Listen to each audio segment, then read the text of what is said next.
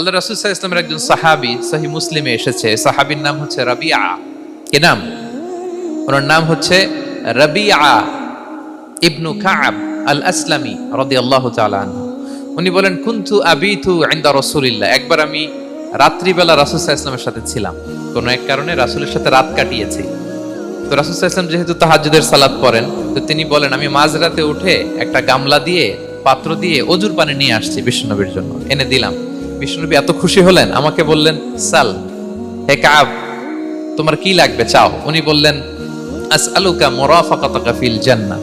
উনি বললেন, ইয়া রাসূলুল্লাহ, আপনি যদি কিছু চাইতেই বলেন তাহলে আমি জান্নাতে আপনার সাথে থাকতে চাই। দেখেন কিভাবে ওনারা সুযোগ কাজে লাগাতে। অজুর পানি নিয়ে আসছে, বিষ্ণু খুশি হয়ে গেলেন, বলেন, তুমি কি চাও? বলে, আসআলুকা মুরাফাকাতাকা ফিল জান্নাহ। বড়টাই চাইছে, ছোটখাটো জিনিস চাই নাই। নবী, হে আমি জান্নাতে আপনার সাথী হতে চাই। বিষ্ণু বললেন, আওয়া গায়রা যালিক, আর কিছু চাও, অন্য কিছু লাগবে? বলতেছে, না, উরিদু যাক, শুধু এইটাই চাই। তখন বিষ্ণু সাল্লাল্লাহু আলাইহি ওয়াসাল্লাম বললেন, আইন্নি আলা নাফসিকা বিকাসরাতিস সুজুদ, এই মর্তবা যদি তুমি চাও তাহলে বেশি বেশি সেজদায় লুটিয়ে থাকো। আলাইকা বিকাসরাতিস সুজুদ, বেশি বেশি সেজদা দিও। যদি সেজদায় পড়ে থাকতে পারো তাহলে জান্নাতে আমার সাথী হতে পারবা।